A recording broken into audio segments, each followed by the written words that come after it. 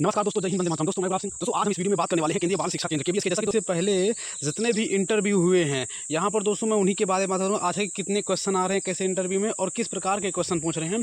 यहाँ पर संपूर्ण संग्रह देख सकते हैं दोस्तों, संपूर्ण निचोड़, और आप यहाँ पर सटीक विश्लेषण भी देख सकते हैं। और ऐसे प्रश्न जो दोस्तों बार बार पूछे जा रहे हैं इंटरव्यू में, उनके जवाब, यानी कि आप लोगों को मान लीजिए आपके पास कॉल आनी है, तो आप यदि ये वीडियो को पूरा अच्छे तरीके से देखते हैं, जब आपके पास भी कॉल आएगी तो सेम टू सेम क्वेश्चन दोस्तों आपका मिल जाएगा इस वीडियो को देखने के बाद। तो दोस्तों वीडियो को पूरा देखिए। यहाँ पर दोस्तों आप देख सकते हैं लोगों ने बहुत कमेंट किया था, आप ही लोगों में से बहुत सारे लोगों का इंटरव्यू हुआ था और आप ही लोग क्वेश्चन हमें बता देते हैं। यहाँ पर लिख रहे हैं कि जैसे लालू कुमार जी की तरफ से कि मेरे पास कॉल आया था, इंटरव्यू लिया गया था।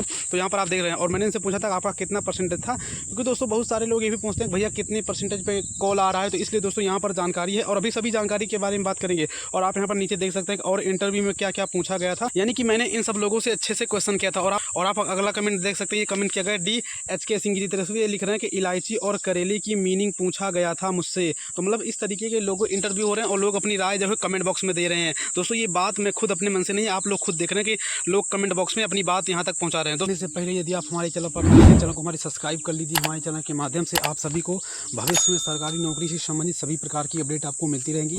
और इस वैकेंसी से यानी KBSK से संबंधित भविष्य में जितनी भी अपडेट रहेंगी, चाहे वो कोई भी नोटिफिकेशन या नोटिस क्यों ना आता हो, या इंटरव्यू चाहे किसी का भी होता हो, और जितने भी क्वेश्चन पूछे जा रहे हैं सबका वीडियो बना करके आप सबको हमारे चैनल के माध्यम से मिलता रहेगा। तो चैनल को सब्सक्राइब जरूर कर लें। और ये PDF आप चाहते हैं तो PDF आप सबको हमारे टेलीग्राम चैनल पर मिल जाएगा। टेलीग्राम चैनल का जो लिंक दिया गया है वो कमेंट बॉक्स में दिया गया है, आप ज्वाइन करके अच्छे से ये PDF ले सकते हैं और आपको साथ ही उसके आंसर भी वहाँ पर मिल जाएंगे PDF में। तो चैनल को सब्सक्राइब कर लीजिए और टेलीग्राम चैनल ज्वाइन कर लीजिए। और दोस्तों यहाँ पर आप देख सकते हैं कि इंद्रधनुष में कितने रंग होते हैं, ये कैंडिडेट से पूछा गया था। तो बहुत सारे लोग दोस्तों इसका जवाब गेस करके मतलब गलत दे देते हैं। वो लोग जनरली सोचते हैं कि इंद्रधनुष में तो 3 ही रंग होते हैं, लेकिन दोस्तों आप जानते हैं कि अगर साइंस की भाषा से देखा जाए तो इंद्रधनुष में 3 नहीं बल्कि करीब 7 रंग होते हैं। तो दोस्तों यही चीज़ें हैं, आपको भ्रम में डालने के लिए आपसे वही चीज़ें पूछी जाएंगी जिनके बारे में आप जानते हैं, लेकिन आप फिर भी उसका गलत जवाब दे देंगे। तो दोस्तों इस प्रकार से आपको ध्यान देना अच्छे तरीके से, तो आपको जनरली चीज़ें पता होनी चाहिए।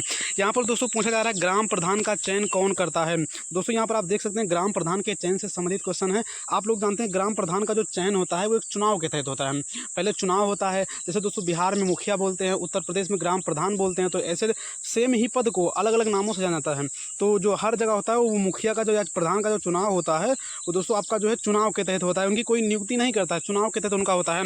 और यहाँ पर कभी भी दोस्तों ये भी पूछ लेता है कि ग्राम प्रधान का जो चयन होता है, चयन होने के बाद उन्हें क्या क्या काम करना पड़ता है। तो आप लोग जानते हैं कि ग्राम प्रधान के अंतर्गत एक एरिया आता है, या कहते हैं जैसे आम भाषा में मौजा कहते हैं। तो उसके अंतर्गत जितनी भी साफ सफाई की व्यवस्था रहती है, या कह सकते हैं जितनी भी संवैधानिक चीज़ें रहती हैं जो संविधान के तहत लिखी हैं, हर चीज़ होना चाहिए किसी क्षेत्र में, वो एक ग्राम प्रधान के अंतर्गत आता है। नालियों का निर्माण कराना होगा, खड़ंजा का निर्माण कराना, और साथ ही में कुछ गरीब लोगों को जो है कॉलोनी भवनों का और नलकूपों का जो है इंतजाम करना, और स्कूल की व्यवस्था को अच्छी करने के लिए जो है इनकी नियुक्ति की जाती है।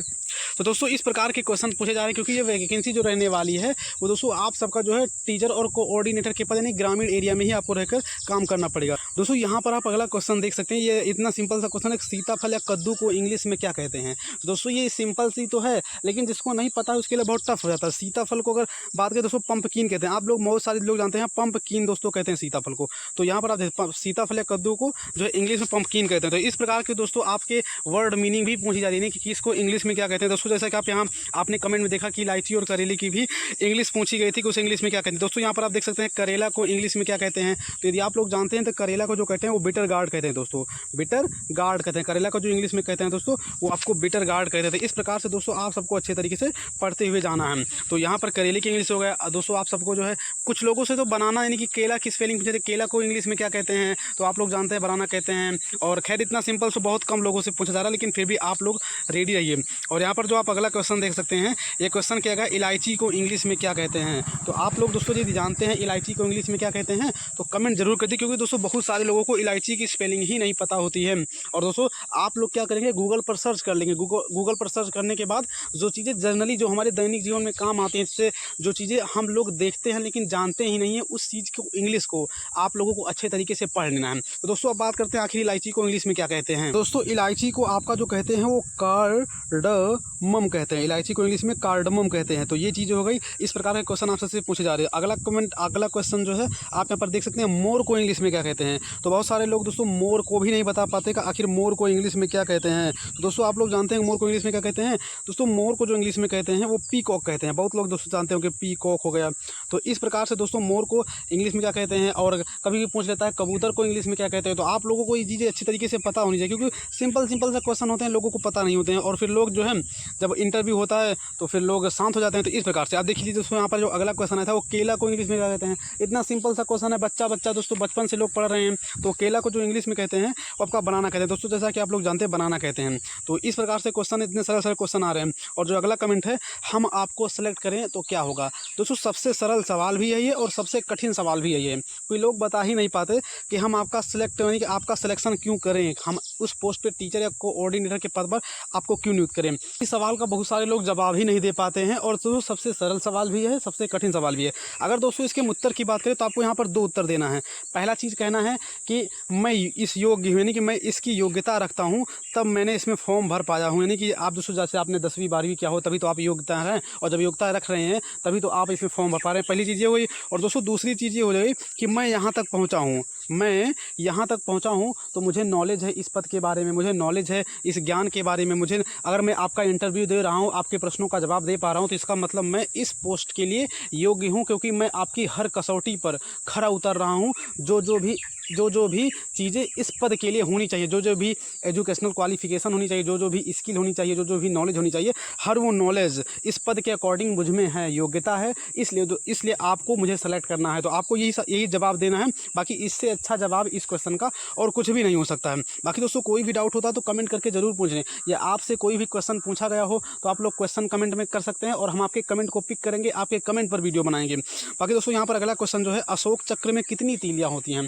दोस्तों आप लोग भी जानते होंगे कि हम लोग जो है झंडे को अपने घरों में लगा लेते हैं जब स्वतंत्रता दिवस होता है, और 15 अगस्त हो गया, 26 जनवरी हो गए, वगैरह वगैरह दिनों पर, और महात्मा गांधी का जो जन्मतिथि हो गई, या कहते हैं ना आपका उनका पुण्यतिथि हो गई, चाहे जन्मतिथि हो, मतलब चाहे जब भी हो गया, कि हम लोग जो अशोक के अपने प्यारे भारत तिरंगों के झंडे को देखते हैं, तो वहाँ पर जो अशोक चक्र होता है, अब उन्हीं अशोक चक्र में कितनी तीलियाँ होती हैं, बहुत लोग इसमें भी कन्फ्यूज हो जाते हैं।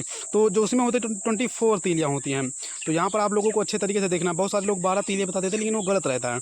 अगला क्वेश्चन जो है यहाँ पर लिख रहा है, भारत को आज़ादी कब मिली। अब बताइए दोस्तों, ये क्वेश्चन किसको नहीं पता होगा, बच्चे को क्वेश्चन पता होगा। तो भारत को आज़ादी कब मिली थी, 15 अगस्त 1950 को, बहुत सारे लोग ये भी बताते हैं। लेकिन भारत को जो आज़ादी मिली थी वो 15, यहाँ पर आपको क्लियर दिख नहीं रहा, लेकिन भारत को जो आज़ादी मिली वो 15 अगस्त 1947 को मिली थी। तो इस तरीके को आप सबको क्वेश्चन पिक करना है, अच्छे से जवाब देना है। तो दोस्तों सिंपल से क्वेश्चन रहने वाले हैं, आप सबको अच्छे तरीके से मतलब अपने कॉन्फिडेंस से जवाब देना। यदि आप कॉन्फिडेंस में रहेंगे तब आप जवाब दे पाएंगे। अब मान लीजिए दोस्तों आपको कोई भी क्वेश्चन नहीं पता है किसी क्वेश्चन, तो आप उस चीज़ के बारे में तुरंत सॉरी नहीं बोल देते। बहुत सारे लोग क्वेश्चन पता ही नहीं होता, वो तुरंत सॉरी बोल देते। तो आपको तुरंत जो है सॉरी नहीं बोलना है। इस प्रकार का सवाल पूछा जाए तो आपको यही जवाब देना है कि सर इसके बारे में मुझे कोई भी जानकारी नहीं है, लेकिन मैं पता करने की कोशिश करूँगा।